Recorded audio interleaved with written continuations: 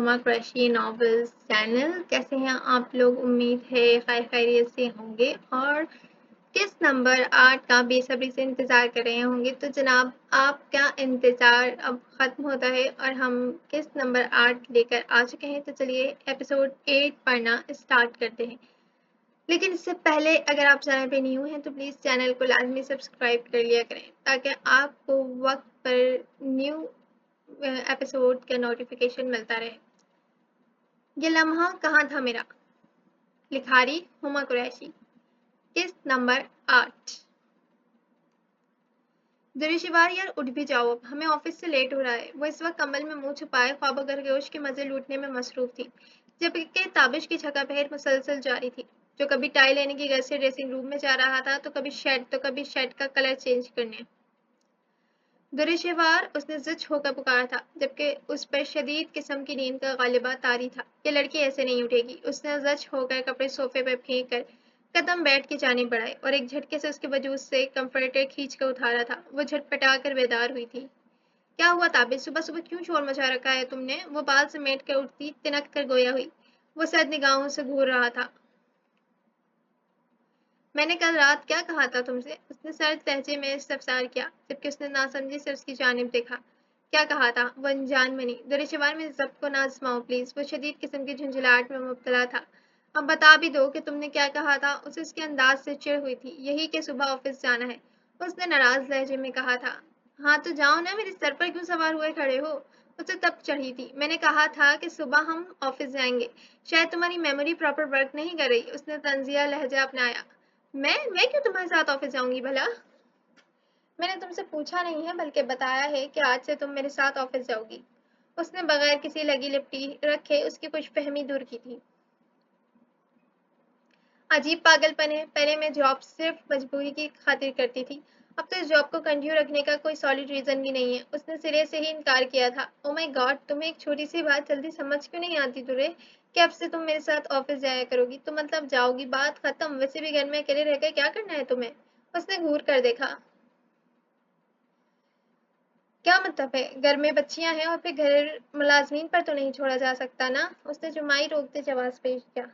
بچیوں کی فکر تم نہ کرو. جس طرح کی تمہاری حرکتیں ہیں بہتر یہی ہے کہ تم ان سے دور رہو. وہ ایک دم تلخ لہجے میں گویا ہوا تھا. درشوار نے خاموشی سے اس کے لہجے میں سمٹ آئی خفگی کا جائزہ لیا تھا. تمہیں کیا لگتا ہے میں تمہاری اولاد کو نہیں سنبھال سکتی؟ اس کے لہجے میں تعصب سمٹ آیا. ہاں، کیونکہ تمہارے لیے وہ میری اولاد ہے، ہماری نہیں. وہ نہ چاہتے ہوئے بھی اس کے رویے کی خرابی کا اظہار کر گیا. اور ویسے بھی میری بچیاں کوئی دودھ پیتی چھوٹی بچیاں ہرگز نہیں ہیں جنہیں تمہاری وجہ اور توجہ اور پیار کی ضرورت ہو. وہ دونوں بہت سمجھدار ہیں. اب تک کی زندگی ماں کے بغیر گزاری ہے. اب بھی خود کو بہتر انداز میں سنبھال سکتی ہیں. البتہ تمہارا یہ دھوپ چھاؤں سا رویہ انہیں تم سے باغی ضرور کر دے گا اور میں ایسا نہیں چاہتا. بہتر یہی ہے کہ تم اپنی زندگی میں مگن رہو اور انہیں ان کی زندگی جینے دو. اس نے سپاٹ سے لہجے میں کہتے اس کی طبیعت صاف کی تھی. تو پھر مجھے کس خوشی میں اپنے ساتھ آفس لے جانا چاہتے ہو؟ سیدھی سی بات یہی ہے کہ مجھے فی الحال کسی بھی کام میں کوئی انٹرسٹ نہیں ہے. سو بیٹر از کہ اب تم بھی میرے معاملات میں دخل اندازی کرنے سے گریز کرو. تابش کے لہجے کی بیگانگی نے اسے تکلیف پہنچائی تھی. بول لیا تم نے. اب اٹھو جلدی. سارا دن گھر میں فارغ رہ کر بور ہو جاؤ گی. گھر پہلے بھی ملازمین کی مرہون میں منت اچھا چل رہا تھا.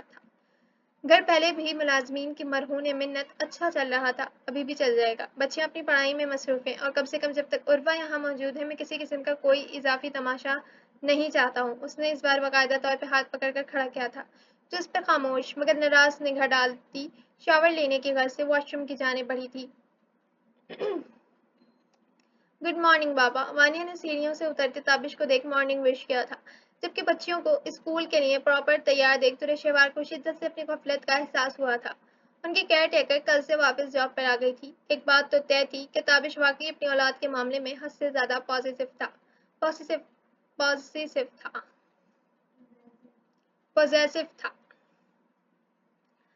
گڈ مارننگ بابا کے جان. ناشتہ کیا میری بیٹیوں نے؟ اس نے باری باری دونوں کے ماتھے پر بوسہ دیا تھا جبکہ درشوار نہ چاہتے ہوئے بھی لب چباتی خاموشی سے دوسری چیئر پر جا بیٹھی تھی. رانیہ کے تاثرات میں حد سے زیادہ سنجیدگی تھی. آپ دونوں نے اپنی ماما کو وش نہیں کیا؟ اس نے اپنی دونوں شہزادیوں کو گمسم سا دیکھ ہلکے پھلکے انداز میں کہا. गुड मॉर्निंग ममा, वनिया झट से बोली थी, जबकि रानिया खामोशी से दूध में डबल रोटी के स्लाइस डिपोकर छोटे छोटे लुकमे बनाकर खा रही थी। तो रेशेवार ने महज मुस्कुराने पर इक्तफा किया था। रानिया, चंदा बाबा आज खुद आप दोनों को स्कूल से पिक करने आएंगे, तो आपने मेरा वेट करना है, ओके? और अब आप दोनों जल्दी से आ जाएं। आज अपनी बेटियों को स्कूल भी मैं खुद ही ड्रॉप करूंगा, और पता है मम्मा भी हमारे साथ जाएंगी, उसने मुस्कुराकर तला देने वाले अंदाज में कहा था। वानी के चेहरे पे मासूम सी मुस्कुराहट खिल गई थी, अलबत्ता रानिया नाराज दिखाई दे रही थी। बाबा, आपने कल मना कर दिया था कि आपको एक इम्पोर्टेंट मीटिंग में जाना है, तो अब क्यों? उसे कल का इनकार याद आ गया था। बेटा जी, वो कल की बात थी ना, मगर अब तो मैं अपनी बेटियों के साथ जा रहा हूँ। ओके, बट मैं दुरेशवार आंटी के साथ नहीं जाऊंगी। वो जब बाप बेटी की बातों में खुद को हद से ज्यादा अनकंफर्टेबल फील कर रही थी। रानी की बात पर धक से रह गई। रानिया, मैं कल भी समझाया था ना आपको कि आपने मम्मा से मिसबिहेव नहीं करना। इस बार ताबिश का लहजा सख्त था। कल आंटी ने भी तो हम पर शाउट किया था, आपने इन्हें तो नहीं डांटा। वो सीधी लहजे में बोल रही थी। ताबिश तो अपनी कमगोसी बच्ची को इतना बोलता देख हैरान ही रह गया। बेटा, मम्मा की तबीयत खराब थी, इस बार वो नरमी से बोला, और वह मम्मा ने कहा था ये आपको हमसे छीनने आई हैं, मगर आप इन्हें बता दें कि आप सिर्फ हमारे बाबा हैं। उसके लहजे से खौफ वाज़ेह था। ये क्या कह रही है ताबिश कि इनकी माँ इन्हें तुम्हारे खिलाफ करी है? तुम इस औरत को घर से निकालते क्यों नहीं हो? इस बार दुरेशवार ने नागवारी से कहा था। ये सब भी तुम्हारे रवैये का असर है। मैंने तुमसे कहा था कि अपनी जगह खाली मत छोड़ो, मगर तुमने मेरी एक ना मानी। वो गुस्से से बोल रहा था। वो माँ है इनकी, मैं कैसे इन्हें इनकी माँ से दूर कर सकती हूँ? और शट अप यार, नहीं है वो औरत इनकी माँ। ये सिर्फ हमारी बेटियां हैं और तुम इनकी माँ हो। बेहतर यही कि ये बात तुम जल्द अज जल्द अपने दिमाग में बिठा लो। वो दुरुस्त लहजे में गुर्राया था। दुरेशेवा ने बेयकीनी से उसके लहजे में घुरी नफरत महसूस की। पापा, हमें स्कूल से लेट हो रहा है। फानिया की आवाज़ पर उसने सर झटका। हाँ, आप लोग जल्दी से जाएं और गाड़ी में बैठे, मैं और आपकी मम्मा आ रहे हैं। वो दोनों सर हिलाती अपना बैग उठाती नाश्ते की मेज से निकल आई थी। फिलहाल तुम मेरे साथ ऑफिस चलो, बाकी की बातें हम ऑफिस से आने के बाद करेंगे। वो चेयर पे से अपना कोट उठाकर पहनता खुद भी उठ खड़ा हुआ और एक उचटती सी निगाह दुरेशेवार के वजूद पर डाली थी, जिस चादर से लॉन के शलवार सूट में मलबूस सर पर स्कार्फ लिपेटे खिलते गुलाब खिलता गुलाब लग रही थी। अब चलें, उसने उसे मुजस्समा बना देख टोका। हाँ चलो, वरना खुद से सर झटकती उसके हम कदम हुई थी। मासी, ताबिश, ये क्या मजाक है? दुरेशेवार चटपटा कर होश में आई थी, जबकि वो मुस्कुराती निगाहों से उसके खफत सदा तासुरात मुलाहिजा करता खूब महजूज हो रहा था। भाई, ऐसा भी क्या कह दिया मैंने? उसने मुस्कुराहट दबाई। तुम मार खा लोगे मुझसे, उसने तिनक कर वार्न किया। क्या मतलब है मार खा लोगे? अरे लड़की, मैं यानी ताबिश आजमी तुम्हें अपने पूरे होशो हवास में प्रपोज कर रहा हूँ। उसने शरारत से आंखें घुमाई थी। तुम अपना ये प्रपोजल अपने पास ही रखो, मुझे नहीं करनी तुम जैसे प्ले बॉय से शादी। तुरेशवार ने खपत से निगाहें चुराई थी। दिल में पनपती मोहब्बत का लबों से इजहार करना इंतहाई मुश्किल मरहला था। ओह, मुझे से प्ले बॉय से? यार दुर्रे, कुछ तो शर्म करो, कम से कम इल्जाम तो ना लगाओ मुझ मासूम पर। उसने बहुत मासूम सी सूरत बनाकर खफकी से कहा। तुरेशवार को हंसी आ गई थी। तुम नहीं सुधरोगे ना? उसने आंखें दिखाई थी। यही तो मैं कह रहा हूँ कि तुम सुधार लेना। उसने जुम्मानियत से आंखें घुमाई। ओ मेरे खुदा, तुम कितने फ्लर्टी हो गए हो इन नीली पीली आंखों वाली लड़कियों की संगत में रहकर। ताबिश का जानदार कहका पड़ा था, मगर ये नीली पीली आंखों वाली हैं मेरे दिल को नहीं भाती हैं। दिल को तो मेरे सिर्फ एक ही लड़की अच्छी लगने लगी है, और वो है दुरेशेवार परवेज अब्बासी। लहजे में बेपनाह खुमारी ने वो मखमूर लहजे में बोला था। दुरेशेवार की गंदुमी रंगत में सुर्खियां सी घुल गई थी। तुम बाज नहीं आओगे ताबिश। उसकी मोहब्बत पांच नजरों को खुद में उतरता महसूस कर वो पहली बार उसके मुकाबिल बैठी गड़बड़ाई थी। तुम बलश कर रही हो दुरे। और ओह, हमारी यूनिवर्सिटी का टॉम बॉय शर्माता भी है। वल्लाह, क्या हसीन नजारा है। वो उसे झेप कर मुस्कुराता देख छेड़ने की गर्ज से बोला था, जो कैंटीन में बैठे मजीद स्टूडेंट्स को देख पूरी तरह चटपटाई थी। मैं जा रही हूँ, जब तुम्हारा दिमाग ठीक हो जाए तो बिजनेस डिपार्टमेंट में आ जाना। वो खफा खफा लहजे में कहती मुस्कुराती हुई वहां से वॉकआउट कर गई थी, जबकि वो उसका शर्माना याद कर बालों में हाथ फेरता खुलकर मुस्कुराया था। ताबिश मुश्किल अपनी नन्ही परियों को बहला कर राजी करता स्कूल ड्रॉप करता अब दुरेशेवार की हमराही में सीधा ऑफिस पहुंचा था। और वो जब से ताबिश जैसे शानदार मर्द की हमराही में ऑफिस आई थी, तब से ही ऑफिस में चेमगोइयां शुरू हो गई थी। उनके निकाह के बारे में किसी को इल्म नहीं था, जबकि कुछ लोग अलग ही किस्म के क्यास लड़ाने में मसरूफ थे। ताबिश अपनी इंपॉर्टेंट मीटिंग होने के बायस उसे कैबिन में छोड़कर मीटिंग रूम में जा चुका था, जबकि वो ऑफिस लाउंज में पड़ी सोफों पर नीम दराजी की पोजीशन में लेटी मुसलसल ऊँघ रही थी। تابش تقریباً 2 گھنٹے بعد اپنے آفس روم میں واپس آیا تھا، مگر دریشوار کو سوتا دیکھ وہ تعصفی انداز میں سر جھٹک کر اس کے قریب آ کر بیٹھا۔ درے، اس کی پکار پر وہ ہنوز خراٹے لینے میں مصروف تھی۔ یہ لڑکی مجھے پاگل کر دے گی۔ اس بار اس نے گالوں پر ہاتھ رکھ کر جھنجھوڑ دیا تھا۔ کیا ہوا؟ وہ ہڑبڑا کر اٹھی، جو خشمگین نگاہوں سے اسے ہی گھور رہا تھا۔ گڈ مارننگ، اسے آنکھیں مسلطہ دیکھ طنز کیا گیا تھا۔ گڈ مارننگ، منہ پر ہاتھ رکھتے بمشکل جمائی روکی تھی۔ یا تم یہاں سونے کے لیے آئی ہو کیا؟ تابش کو اس کی بے نیازی پر تپ چڑھی تھی۔ تو پھر کیوں لائے ہو؟ وہ خفا ہوئی۔ کیا وحشت! تم اتنا بچکانہ رویہ کیوں اختیار کر رہی ہو دریشوار؟ مجھے تو سمجھ نہیں آ رہی تمہیں ہو کیا گیا ہے۔ اس بار وہ سچ مچ حیران ہوا تھا، کیونکہ اس قدر نان سیریس ایٹیٹیوڈ اس پر سوٹ نہیں کر رہا تھا۔ مجھے آفس میں کام نہیں کرنا، پچھلے 6-7 سالوں سے جاب کر رہی ہوں۔ جب جاب کرنا میری مجبوری تھی، مگر اب مجھ سے کچھ نہیں ہوگا تابش۔ وہ گویا ہر چیز سے بیزار دکھائی دے رہی تھی۔ مگر میں تمہیں گھر میں اکیلا بھی تو نہیں چھوڑ سکتا۔ اس کی فکر بھی وجہ تھی۔ جانتی ہوں کہ تم ایسا کیوں کہہ رہے ہو، اپنی اس پہلی بیوی کی وجہ سے نا؟ وہ خفا ہوئی۔ مسئلہ پہلی بیوی کے ہونے یا نہ ہونے سے نہیں ہے، اصل مسئلہ تمہارے غائب دماغی کا ہے۔ تم مینٹلی طور پر اسٹیبل نہیں ہو۔ وہ گہری سوچ میں ڈوبا ہوا بولا تھا۔ زندگی میں ہونے والی ٹریجڈی کی وجہ سے میں کچھ عرصے ڈپریس ضرور رہی ہوں، مگر اس کا یہ مطلب ہرگز نہیں ہے کہ میں بالکل ہی پاگل ہو چکی ہوں۔ اسے تابش کا یہ اس طرح کہنا برا لگا تھا۔ معلوم ہے مجھے، لیکن اگر تم عروہ جیسی خرافاتی عورت کے ساتھ ایک دن بھی رہ لی تو پھر دوبارہ اسی کنڈیشن میں چلی جاؤ گی، اور میں ایسا نہیں چاہتا۔ اس کے لہجے سے فکر آیا تھی۔ میری موجودگی سے بھلا فرق ہی کیا پڑتا ہے؟ بقول تمہارے میرے بغیر بھی تمہارا گھر بہت اچھا چل رہا تھا، تو اب بھی چل جائے گا۔ تمہاری بیٹیوں کو ان کی ماں مل گئی ہے اور تمہیں پہلی بیوی، اور ہاشمی ہاؤس کو اس کی مالکن اور ہاشمی ہاؤس کو مالکن، تو پھر درے شوار کیا اور اس کی اوقات کیا؟ وہ ضرورت سے زیادہ تخت مزاجی سے کام لے رہی تھی۔ جبکہ خاموش بیٹھے تابش نے بغور اسے دیکھا تھا، اور پھر کھڑے ہو کر اپنا کوٹ اتار کر اسٹینڈ پر ڈالتا اپنی مخصوص کرسی پر جا بیٹھا، جبکہ وہ گھوڑسیاں آنکھوں میں نمی لیے اپنے ہاتھوں کی لکیروں میں نہ جانے اپنی قسمت کی کون سی لکیر تلاش کر رہی تھی، جو شاید کہیں کھو سی گئی تھی۔ درے، یہاں ہو میرے پاس۔ وہ کتنے ہی لمحے خاموشی سے سر جھکائے بیٹھی درے شوار کا نظر آتا سائڈ فیس دیکھتا رہا تھا، جس کی آنکھوں سے نکلتے آنسو اب رخساروں پر بہہ رہے تھے، جبکہ سلکی بال پھسل کر چہرے پہ گرتے دونوں کے درمیان پردہ سا حائل کر گئے۔ درے شوار، کچھ کہہ رہا ہوں میں؟ اسے ٹس سے مس نہ ہوتا دیکھ اس بار وہ سختی سے گویا ہوا تھا۔ مجھے نہیں جاننا کہ تم کیا کہہ رہے ہو؟ وہ نموز خفا دکھائی دے رہی تھی۔ تم نے کبھی میری کوئی بات مانی ہی نہیں ہے، تو پھر ٹھیک ہے، رہو تم اپنی سوچ کے ساتھ ہی زندہ۔ وہ غصے سے کہتا اپنا کوٹ اٹھا کر فی الحال آفس روم سے باہر نکل گیا تھا، بس جبکہ وہ سر چھٹک کر بے دردی سے آنکھیں رگڑ دی، پلکوں کی چلمن گرائے، سر پیچھے صوفے کی پشت پر گرائے آنکھیں موند گئی تھی۔ جبی نگاہوں کے سامنے چھم سے وہ خوبصورت اور پھر تلخ یادیں گھوم گئی تھی۔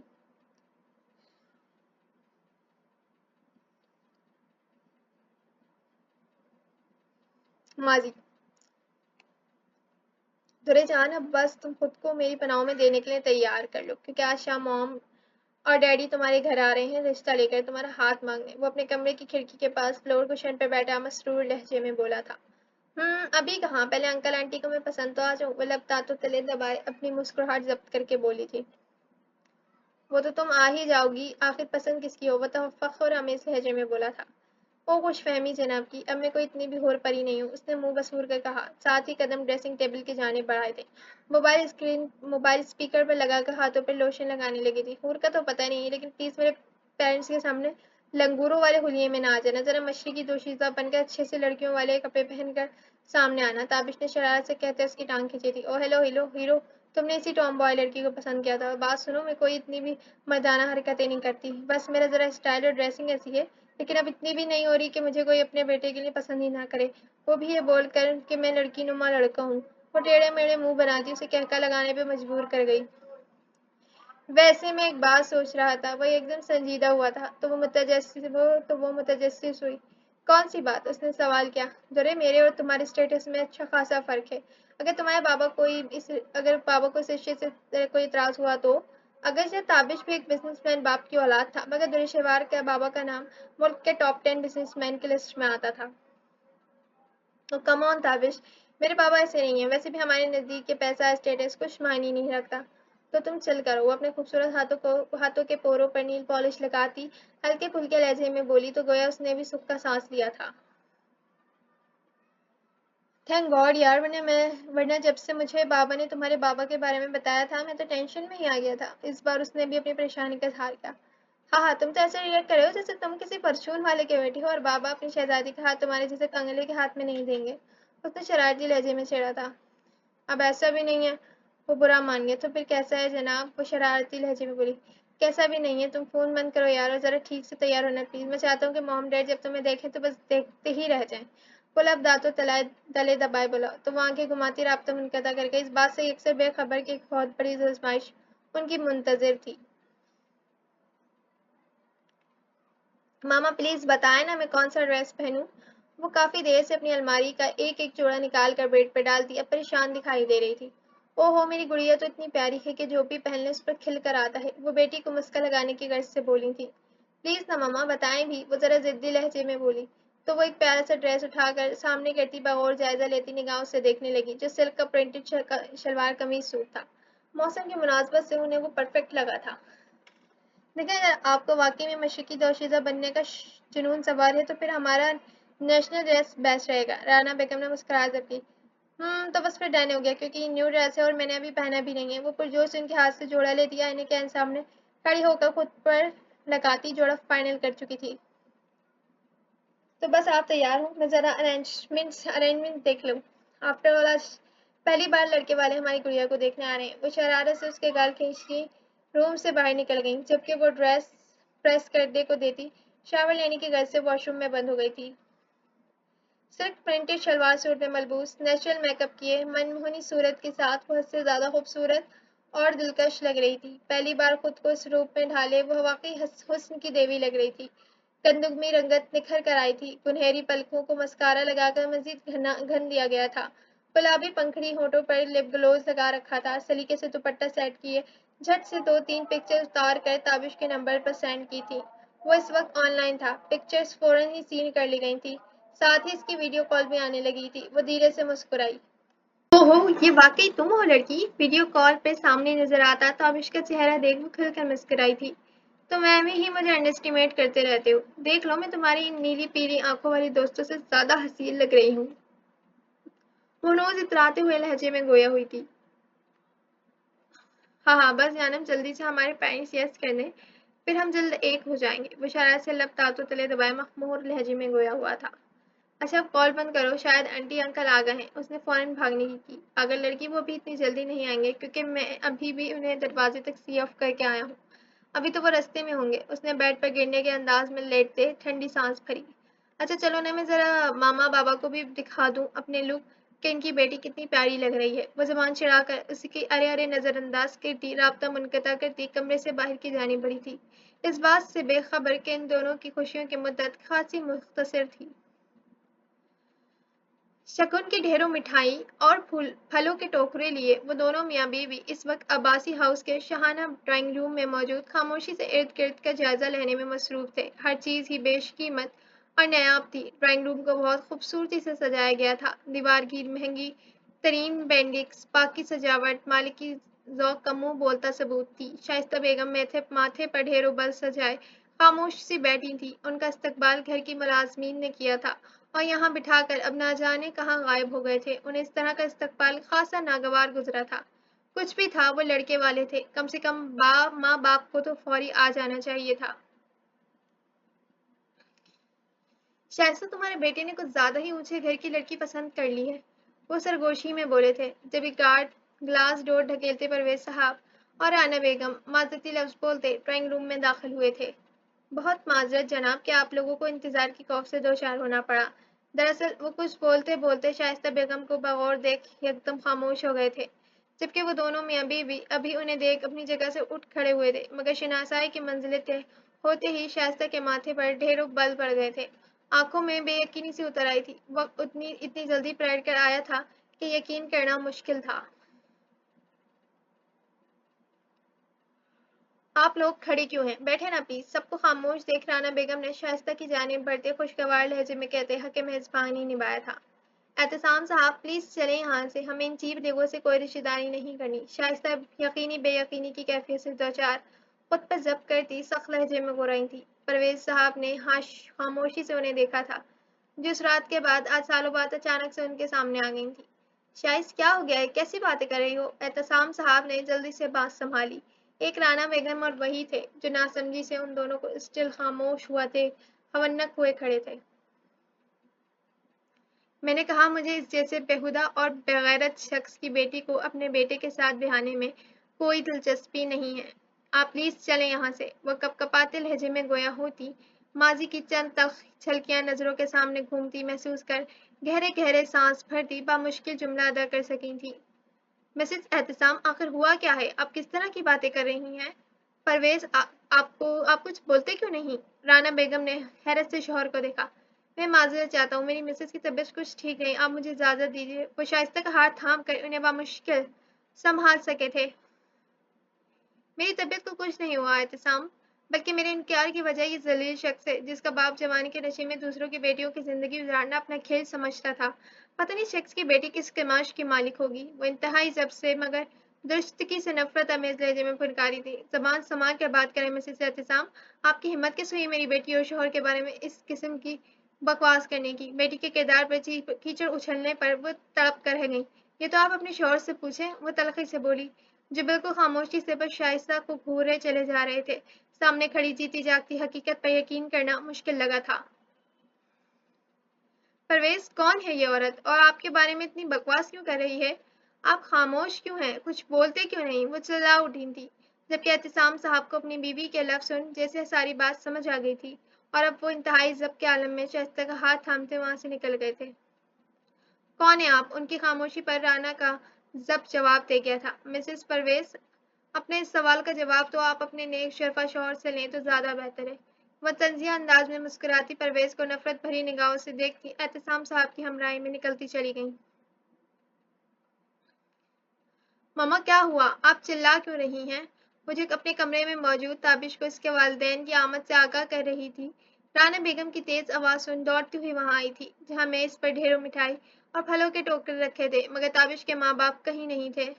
مہمان کہاں گئے؟ کیا ہوا ہے یہاں؟ وہ اپنے باپ کو سر تھامے صوفے پر بیٹھا دیکھ انجانے خوف کے زیر حصار تھی۔ یہ تو تم اپنے باپ سے پوچھو نا کہ کون تھی وہ عورت جو ان پر اتنے گھٹیا الزامات لگا رہی تھی۔ ان کا بس نہیں چل رہا تھا، وگرنہ وہ کیا کچھ کر گزرتی۔ بابا آپ کچھ بولتے کیوں نہیں ہیں؟ تابش کے پیرنٹس واپس کیوں چلے گئے اور آپ خاموش کیوں ہیں؟ مما کیا کہہ رہی ہیں؟ وہ دھڑکتے دل سے اپنے باپ سے سوال کر رہی تھی جو بالکل خاموش تھے۔ سکینہ بھی؟ وہ ایک دم ہی ملازمین پر چلائیں۔ جی بی بی۔ وہ بوتل کے جن کی مانند حاضر ہوئیں۔ یہ سامان اٹھائیے اور باہر غریبوں میں تقسیم کر دیں یا اپنے گھر لے جائیں، کچھ بھی کریں مگر یہ سب جلد از جلد میرے گھر سے باہر کریں۔ وہ پرویز صاحب کو ایک سخت نگاہ سے نوازتی ہوئی ملازمین کو ہدایت کرتی وہاں سے نکلتی چلی گئی تھی، جبکہ پاؤں میں دھڑکتے دل سے آنکھوں میں نمی لیے بیٹھی دورشوار خوف سے لرز رہی تھی، جبکہ اس پر جان دینے والا، اس کی ایک آواز پر ساری دنیا کے کام ترک کر بیٹی کی پکار کا جواب دینے والا باپ بالکل خاموش بیٹھا تھا۔ آج اس کی آنکھوں میں آئے آنسوؤں کی وجہ وہی تھا، تو بھلا کیا جواب دیتے؟ جاری ہے۔ تو جی جناب، کیسی لگی آپ کو آج کی قسط؟ امید ہے کہ آپ کو ناول پسند آ رہا ہوگا۔ تو جناب، ناول جیسے جیسے آگے بڑھتا جا رہا ہے، اس کے سسپینس بھی کھلتا جا رہا ہے۔ اب آپ کو کچھ کہانی سمجھ آنے لگی ہوگی کہ جو ماضی دکھایا گیا تھا شائز کا اور پرویز کا، وہ حال میں مطلب ابھی بھی ماضی ہی ہے، مگر آگے فیوچر میں وہ کس طرح کا رخ اختیار کر گیا، اور پھر تابش اور درشہوار کی زندگی میں اس کے کیا اثرات مرتب ہوئے اور وہ دونوں الگ کیوں ہو گئے۔ تو اگر آپ آگے جاننا چاہتے ہیں تو ناول کے ساتھ جڑے رہیے، ہمارے ساتھ جڑے رہیے، اور ہما کریشی آفیشیل چینل کو لازمی سبسکرائب کر دیجیے۔ جلد ملتے ہیں نیو ایپیسوڈ کے ساتھ، جب تک کے لیے اللہ حافظ۔